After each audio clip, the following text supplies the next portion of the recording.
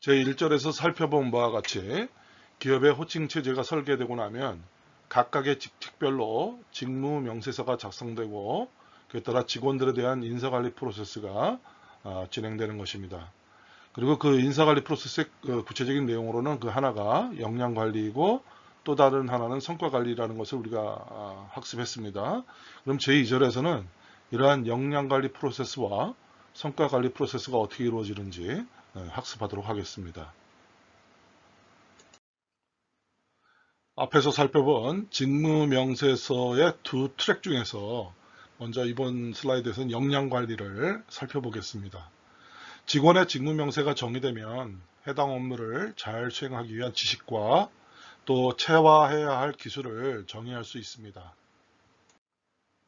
예를 들어서 훌륭한 영업사원이라면 제품에 대한 지식이라든가 제품에 대한 설명 능력, 그리고 고객과의 의사소통 능력, 또 협상력, 또 상법에 대한 지식, 직업윤리 등을 갖추고 있어야 합니다.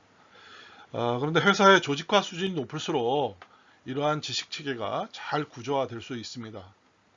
그래서 인적자원의 업무 역량은 기업의 핵심적인 경쟁 역량이 되는 거죠. 더 나아가서 국가에서도 이러한 인적자원의 업무 역량은 매우 중요한 것으로 파악하고 있고, 그래서 그 중요성에 맞춰서 국가 직무 능력 표준, 그래서 National Competency Standards, 이게 우리 NCS라고 하죠. 그래서 이 NCS를 한 몇 년 전부터 만들어서 기업 직무 능력 설계의 자료로 제공하고 있습니다. 이러한 역량 발전 단계를 설계한 것이 기술 로드맵, 스킬 로드맵이라고도 하죠.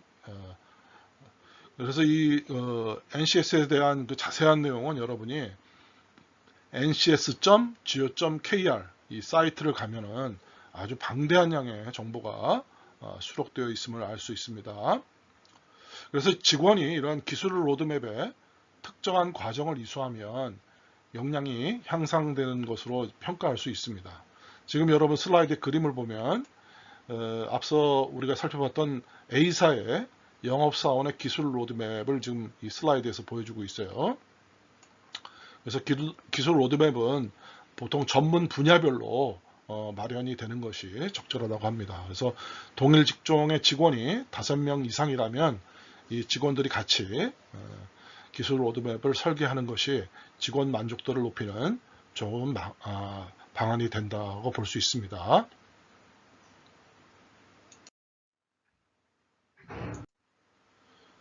그리고 이러한 기술 로드맵은 두 개의 축, 즉 기술의 카테고리 분류와 기술 수준을 검토해야 합니다. 이 기술의 카테고리 분류는 기술 개발을 위한 구조화된 접근을 가능하게 하고, 또 기술 수준의 검토는 자신의 기술 수준을 가늠하게 해줄 수 있는 그러한 기준이 되겠습니다. 앞에 슬라이드에서 보면은 3개의 기술 카테고리가 이게 구분되어 있습니다. 그래서 그 관리자 역할, 프로페셔널, 그리고 기반 기술 이런 3가지 차원에서 각각의 역량 수준에 대해서 특히 기술 수준으로 이렇게 분할해 놓은 것이 앞에 슬라이드의 그림이었죠. 근데 이런 역량 수준은 되게 다음과 같이 5단계로 판단이 됩니다. 먼저 첫 번째 단계에서는 각 분야에 대한 주요 용어 또는 키워드를 이해하고 설명하는 수준으로 판단하고, 2단계는 그러한 이해 수준 하에서 타인의 도움을 받아 업무를 수행하는 수준, 또 3단계는 타인의 도움 없이도 업무를 수행하는 수준, 그리고 4단계는 후배에게 도움을 주고 알려줄 수 있는 수준, 또는 5단계는 최고 단계죠. 그래서 국내 최고 및 글로벌 상해 역량 수준으로까지 하는 이런 역량 단계를 이렇게 5단계로 이렇게 판단할 수 있습니다. 그리고 이러한 기술 로드맵이 설계되면 이를 참고로 개인별 역량 개발 계획을 작성할 수 있죠. 이 역량 개발 계획은 우리가 보통 Personal Development Plan에서 PDP, 또는 Individual Development Plan에서 IDP, 또는 직원이라서 Employee Development Plan 등으로 해서 EDP 등으로 이렇게 불려지기도 합니다.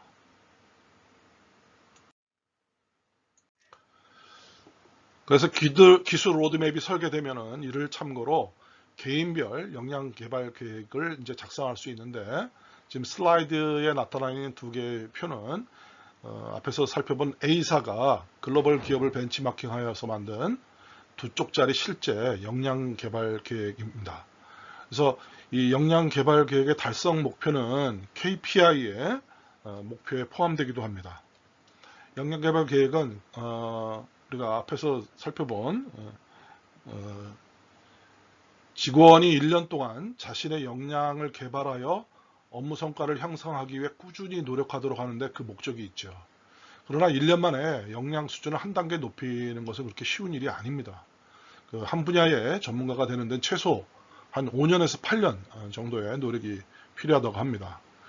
그래서 이러한 역량 계획을 할 때 무리하게 그 계획을 하게 되면 상당히 오히려 역작용이 나올 수 있죠. 그래서 이런 역량 개발 계획서를 작성할 때 직원도 그렇고 관리자도 주의해야 할 부분이 있습니다. 특히 이제 이러한 역량 개발 계획을 위해서 직원들이 주로 외부 유료 교육을 위주로 해서 그런 신청하는 경향이 있는데, 이런 부분들은 요새 인터넷 시설이 이제 인터넷에 다양한 그 컨텐츠들이 나오면서 그런 부분으로 대치되는 부분도 있어요. 그래서 기업 차원에서도 이런 직원들의 역량 개발에 소요되는 교육 예산 등이 조금 이제 하향되는 그런 추세도 있습니다.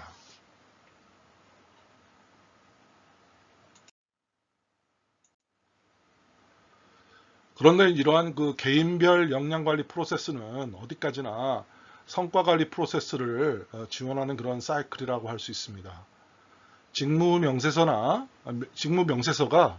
직종이나 직책에 따른 업무의 범위와 가중치를 담은 것이라면, 이를 매년 수행하면서 성과 지표를 설정하고 또 목표를 달성하도록 실무자와 관리자의 약속을 담은 것이 KPI입니다.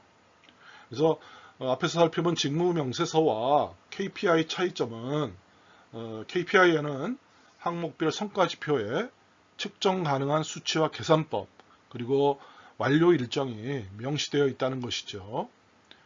그리고 완료 일정은 늦어도 12월 중순 이전으로 정하는 것이 좋습니다. 왜냐하면 실무자는 실패 위험성 때문에 시간을 벌기 위해서 완료 일정을 말일로, 특히 또 뭐 연말로 그런 연기하는 그런 습성이 있습니다. 그래서 관리자는 이런 태도를 수용하게 되면, 관리자가 이런 태도를 수용하게 되면 이 과제들이 연말로 집중되는, 그리고 결국 연말에 가서 과업 실패하게 되는 그런 결과를 낳을 가능성이 높아지는 거죠. 그래서 성과 목표의 달성 시점은 보통 분기 말, 반기 말, 연말보다는 분기 중간, 또 반기 중간, 또 연 중간의 특정한 날짜로 분산해서 정하는 것이 효과적이라고 할 수 있습니다. 그리고 이런 기업이 처한 시장 환경에 따라서 성과 지표는 또 매년 달라질 수밖에 없습니다. 그래서 우리가 유의할 점은 직무 명세서나 KPI 모두 관리자뿐만 아니라 또 프로세스와 관련된 동료 그룹의 협의와 합의가 전제되어야 한다는 것이죠. 그렇지 않게 되면 미시적 관점에서의 어떤 개인 최적화의 함정에 빠질 수 있습니다. 그래서 기업이 부분별 최적화를 넘어서 전사적 최적화를 도모해야 하듯이, 개인들도 이 개인의 최적화를 넘어서 개인이 속한 팀의 최적화를 함께 도모해야 하는 그런 것이 필요하다고 하겠습니다.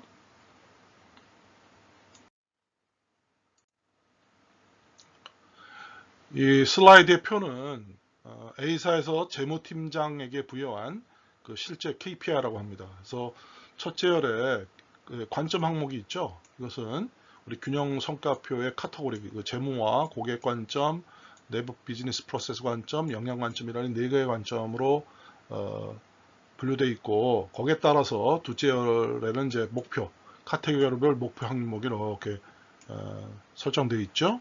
이렇게. 그 다음에 이제 셋째 열에는 이러한 목표를 달성하기 위해서 그거를 계산하는 방법들이 이렇게 쭉 계략적으로 나열되어 있습니다. 그리고 넷째 열에는 그 각 항목별로 목표치가 이렇게 제시가 되어 있죠. 네. 그다음에 다섯째는 이러한 목표를 달성하기 위해서 펼쳐야 할 주요 활동 프로그램들이 무엇인가가 이렇게 선택사항으로서 이렇게 표시가 되어 있습니다. 근데 이제 이 표에서 누락된 것이 뭐냐면 이 전체적인 성과지표, 목표치, 목표, 이거 지표죠, 일종의 이런 게. 이 지표에 대해서 그 중요도, 전체 이걸 100으로 했을 때, 전체를 100%로 했을 때, 이 각 항목들이 차지하는 비율이 얼마 되느냐 이거죠. 그래서 가중치가 좀 여기에는 조금 사실은 표현이 안 돼 있습니다. 그래서 성과 목표는 달성 비율에 따라서 이 비율에 따라서 고가를 개선하는 척도 지표로 정하거나 아니면 그 달성 여부에 따라 전체 달성 또는 전체 실패 이렇게 해서 그건 참 어려운 건데 전체 성공했다 전체 실패했다 이런 거는 좀 그렇죠. 영 아니면 모 아니면 도다고 하잖아요. 도 아니면 뭐다고 하고. 근데 사실은 달성 정도에 따라서 척도 지표로 정하는 것이 나을 것 같아요. 그리고 척도 지표로 이렇게 정한 경우라도 최소 달성 임계치 최소로 어느 정도 이 목표치별로 몇 프로 이상은 달성해야 한다는 그 임계치를 정하고 그 임계치를 넘은 다음부터 달성 비율을 계산하는 그런 것들이 이제 그런 병행되기도 하죠. 그래서 보통은 일상적인 노력으로 목표의 한 80% 정도를 달성할 수 있도록 성과 지표를 설계하는 것이 적절하다고 합니다. 그리고 이제 이 도메인 관리자가 이러한 그 도메인에 대한 업무에 대한 그 업무 영역에 대한 지식이 없는 관리자면 이런 목표를 도전적으로 설정하기도 어렵죠. 그래서 관리자가 이런 성과 목표치를 정할 때도 이게 상당히 그 여러 가지 그 과거의 경험이라든가 이런 것들로 해서 설정되는 경우가 많습니다. 그래서 그런 부분도 좀 유의할 부분이 있죠. 그래서 이렇게 부여된 KPI가 있으면 그 분기 1년 내에 중간에 적어도 한 번 내지는 또는 분기에 한 번 정도는 이 실무자와 코칭을 겸해서 같이 진척 사항을 검토하는 것이 적절하다고 할 수 있습니다. 그래서 평가가 직원의 부족함을 어떤 트집 잡는 것이 아니고 그 직원이 전문가로 성장하고 또 회사도 발전하는 지향을 갖는 그런 의사소통 도구로서 활용이 될 때 그 효과가 더 커진다 할 수 있어요. 그리고 관리자도 과연 직원을 평가할 때 이런 지표로 평가하는 것이 객관적이냐 그런 것도 한번 잘 살펴볼 필요가 있고요. 왜냐하면 이런 성과 지표 평가 도구가 어떤 직원의 역량을 성과를 100%잘 판단한다고 평가한다고 장담할 수는 없죠. 그래서 직원 스스로도 자신을 평가한 것을 먼저 제시를 받아서 코칭하는 방법도 있는데 이를 일방적인 평가 결과에 대한 직원의 불만을 사전에 예방하는 방편이 될 수도 있습니다. 그리고 최근에는 동료 간에 의해서 360도 평가라고 해서 360디그리 이밸루에이션이라고 해서 이런 평가 방법도 동원되고 있는데 이런 부분은 자칫 잘못하면 어떤 인기주의에 편승하는 그런 부정적인 결과도 낳는 경우가 덜어 있습니다. 어쨌든 이 평가라는 것은 의사결정의 도구일 뿐만 아니라 또한 그것이 그럴지라도 절대적인 기준으로 활용하는 것은 조금 유의할 필요가 있습니다. 그래서 특히 개인적인 평가 내용을 공개하는 것은 조직의 화합에도 부정적인 영향을 끼치게 되고 그래서 인사관리자는 평가 내용을 공개하기보다는 프라이버시를 지켜주면서 진정성을 가지고 직원들의 멘토링을 해서 그들의 역량과 성과를 향상하는 데 도움을 줘야 될 것입니다.